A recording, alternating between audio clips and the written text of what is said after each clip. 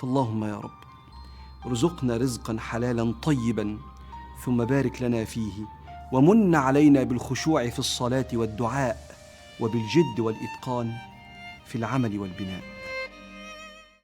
ازيكم عاملين ايه؟ يا رب تكونوا بخير. رجعت لكم بقى النهارده في فيديو جديد. هشارك معاكم النهارده كده الروتين بتاعي. حسيت كده ان الجو النهارده حلو قوي، يعني مش برد ولا حر قوي، فحبيت كده ان انا اخلص كل اللي ورايا. بصراحه الجو شجعني كده ان انا اقوم كده واخلص كل الكركبه اللي كانت عندي، وحبيت كده ان انا اشارك معاكم الروتين بتاع النهارده علشان تتشجعوا برضو كده وتقوموا تخلصوا اي حاجه وراكم. هنبدا اول حاجه كده بالركنه، وطبعا زي ما انتم عارفين ان انا بيبقى عندي الركنه كده مش متبهدله قوي، والنهارده بقى حبيت ان انا اشارك معاكم في الفيديو الثلاث خطوات اللي انا عملتهم علشان يفضل البيت عندي كده متروق وجميل، واي ضيف يجيلي يلاقي الدنيا كده متروقه وحلوه، وما بقاش قلقانه كده ان ممكن اي حد يجيلي فجاه. بصوا بقى، اول حاجه عملتها بصراحه اشتريت اللي هي كفرات السجادات دي. بصراحه حلوه جدا يا بنات وعمليه قوي. ده اول كفر كده انا اشتريته في العيد. بصراحه حلو جدا وسهل بقى في الشيل وفي الحط، نمسح تحته كده ونروق والدنيا تبقى تمام معانا. بصراحه شجعني قوي ان انا كل شويه اشيله كده واكنس برضو من تحت الكنب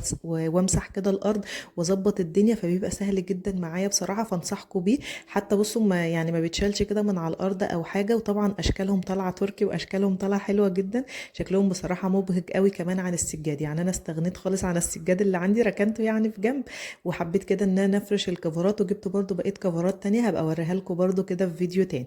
دي اول خطوه عملتها بصراحه، سهلت عليا كده ترويق الشقه. وتاني خطوه كمان عملتها ان انا عملت اوضه مخصصه للولاد يلعبوا فيها. انا بصراحه اول ما نقلت في الشقه دي كنت سايبه لهم الشقه كلها يلعبوا فيها، يعني قلت بقى هي كبيره وكده يلعبوا في اي مكان.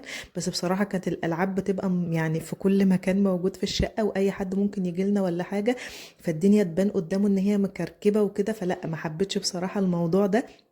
فبدات اخصص لهم اوضه واحده كده في الشقه، هي دي اوضه الالعاب بتاعتكم، يعني اعملوا فيها بقى اللي انتوا عايزينه. الالعاب تفضل في الارض. طبعا برضو بيطلعوا الكتب بتاعتهم مثلا يذاكروا او كده، حطيت لهم الاوضه ديت هي بتاعتهم، هي بتاعه اللعب وبتاعه المذاكره. حتى كمان بخليهم ياكلوا فيها وكده، بحيث ان الدنيا بره بقى قدام مثلا لو حد جالنا او كده يبان ان الدنيا عندنا متروقه وشكلها برضو كويس. دي بقى يا بنات الخطوة التانية اللي أنا عملتها علشان البيت فعلا عندي يفضل كويس حقيقي، وريحتني جدا في شغل البيت. يعني ما بقتش كل شوية بقى أشيل ألعاب وأروق وكده، هي في مكان واحد بس، في أوضة واحدة بس. حتى الأولاد بعد ما بيخلصوا لعب، خلاص يا أولاد خلصتوا لعب، لموا بقى الألعاب اللي انتوا كنتوا بتلعبوا بيها. فالدنيا بصراحة بقت محكومة عندي شوية، ما بقتش يعني الألعاب مش بحترة في كل حتة. طبعا برضو أكيد بيطلعوا بره وبيوقعوا ألعاب وكده، بس مرة مثلا أو مرتين أو كده، لكن مش طول الوقت يبان كده ان الشقة كلها عندنا مكركبة. دي وجهة نظري يعني من الفكرة دي. بصوا كمان تالت حاجة بقى عملتها، ان انا لما ابقى عايزة اعمل روتين كده جامد في الشقة يعني نروق وكده، ان انا ابقى احضر كده معايا اكل خفيف، يعني ما تعبش نفسي برضو واقف طول النهار في المطبخ واعمل اكلة بقى كبيرة وتتعبني وكده، لان انا برضو ببقى شغالة في البيت وبروق برضو حاجات تانية. فعلشان كده اليوم اللي انا ببقى عايزة اعمل فيه روتين كبير، ببدأ ان انا اجهز كده مثلا اكلة بسيطة اعملها، زي مثلا مكرونة وبانيه، طبعا اسهل طبخة كلنا بنحبها، وكمان طبخة سهلة كده ما بتاخدش وقت معانا. برضو ممكن كمان لو في يوم مثلا لو باقي عندك اكل من بالليل مثلا وناويه ان شاء الله ان انتوا تاكلوه تاني يوم، ممكن اليوم ده برضو مثلا تقولي ان انا خلاص اليوم بكره ان شاء الله هبدا ان انا اروق كده الشقه بتاعتي برضو واظبطها وكده، بحيث يبقى الاكل بتاعك موجود لما تخلصي ترويق مثلا وكده، يبقى الاكل جاهز خلاص، ما تتعبيش نفسك برضو وتقفي طول النهار في المطبخ وكده. دول الثلاث افكار بصراحه اللي انا جربتهم عندي في البيت وطلعوا معايا حلوين جدا.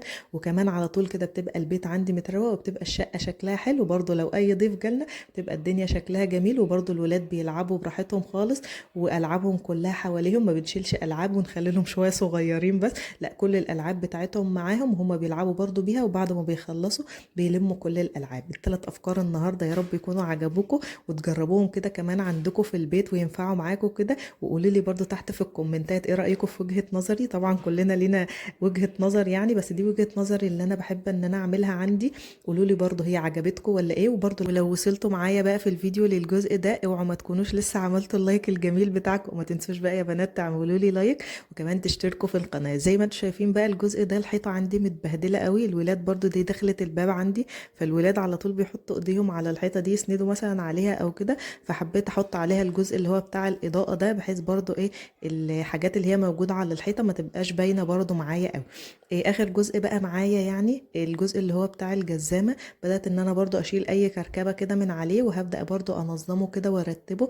طبعا انا اول الفيديو يعني ما شرحتش انا كنت بعمل ايه، يعني الفيديو برضو موضح وكده، بس حبيت اشارك معاكم الثلاث افكار اللي انا بستخدمهم دولت، لانهم حقيقي والله ريحوا عندي جدا وريحوني كده في شغل البيت. وطبعا ايه لما ابص كده والاقي الشقه على طول متروقه الواحد طبعا بيبقى مبسوط جدا، ومفيش العاب كده تدخل في رجلينا، والدنيا برضو تبان انها شكلها كويس جدا. كمان بقى السمك بتاعنا كده حبيت ان انا انضف برضو تحته كده الازاز اللي هم موجودين عليه، وحتى كمان كنت مغيره لهم الميه كده بتاعتهم، وكمان غسلت البوت اللي هم فيه دوت وحطيتهم كده بقى عشان كل حاجه كده بقى حوالينا شكلها كويس. واخر جزء بقى موجود معايا الجزء بتاع السفره. انا طبعا السفره عندي صغيره هي 4 كراسي بس، فبصراحه تنظيفها بيكون سهل جدا، وجنبها النيش كده ان شاء الله ناوي اعمل معاكم فيديو كده جوله عندي في النيش واوريكم الحاجات اللي موجوده عندي وازاي كل فتره كده برتبها وبغير شكلها. حابه اعمل معاكم الفيديو ده بصراحه قبل العيد كده، عشان برضو لو في اي عروسه كده حابه انها تنظم النيش عندها تاخد برضو مني افكار وكده، والفيديو برضو يعجبكم ان شاء الله. كده خلاص بقى كنا خلصنا كل ترويق الشقه، والدنيا كمان معايا بقت 100 100. وعايزه اقول لكم كمان ان انا خلصت، كمان بقى عايزه اقول لكم ان انا خلصت كل الحاجات دي، والولاد كانوا لسه في الحضانه ما كانوش لسه رجعوا، فلما رجعوا بقى كان عندي الكوسه كده اللي انا شاركت معاكم الفيديو اللي فات فيديو المشتروات، كنت شارياها كده من السوق، فبدات ان انا كنت مقوراها بصراحه من بالليل ومظبطاها. كمان عندي الخضره كده بتاعه الكوسه هبدا ان انا اغسلها كده واشيل برضو اي اجزاء سودا كده فيها. وبصوا بحب ان انا اغسلها في المصفى ديت، بحس انها حلوه قوي، بتنزل كده الميه عليها كلها وبتتغسل بصراحه كويس جدا. إيه كمان عايزه اقول لكم بقى كان عندي صلصه كده، انا بحب ان انا افرز كام كيس كده يكون فيهم بصل، بحيث برضو لو حابه ان انا اعمل اكله زي دي في السريع كده يبقى الصلصه كده معايا موجود. كمان بحط عليها معلقه صلصه كده من اللي هي العلب علشان برضو تديها لون حلو كده. وحطيت بقى الخضره عليها وحطيت الملح وحطيت الفلفل وظبطت كل حاجه كده، وبدات ان انا احطها بقى على الرز. وكمان هنبدا كده نحشي بقى المحشي.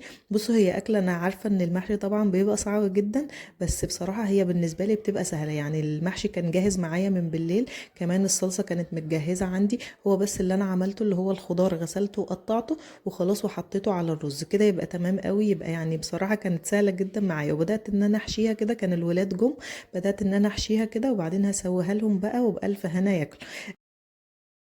حبيت بقى كمان ان انا اخد لكم جولة سريعة كده بقى على الحاجات اللي احنا نظفناها النهاردة وظبطناها، واوريكم الشقة بقى شكلها عامل ازاي. النهاردة الفيديو كان بسيط وعملنا روتين حلو قوي مع بعض يشجعكم كده برضو ان انتوا تخلصوا الحاجات اللي وراكم. وكمان عايزة اقول لكم لازم تجربوا ال3 حاجات اللي انا قلت لكم عليها، ان شاء الله والله هينفعوا معاكم جدا، وهتحسوا ان شقتكم كده على طول متروقة زي ما انا ببقى مبسوطة كده بصراحة لما ابص على الشقة كده الاقيها متروقة. يا رب يكون الفيديو النهاردة عجبكم، وكمان ما تنسوش تسيبوا لي تعليق حلو كده يشجعني، ولو انتوا لسه جداد معايا في القناه اكتبوا لي تحت كده علشان ارحب بيكم، نورتوني وشرفتوني. وعايزاكم كده كمان تاخدوا جوله في القناه في فيديوهات حلوه جدا هتعجبكم. وكمان ما تنسوش بقى تعملوا لايك للفيديو ده، وكمان تشتركوا في القناه وتفعلوا الجرس علشان يوصلكم كل الفيديوهات اللي بنزلها، كل الافكار وكل الديكورات والروتينات الحلوه اللي احنا بنعملها مع بعض. واستنوني ان شاء الله في فيديو جديد. كان النبي صلى الله عليه وسلم يقول في دعائه: رب أعني ولا تعن علي، وانصرني ولا تنصر علي، وامكر لي ولا تمكر علي.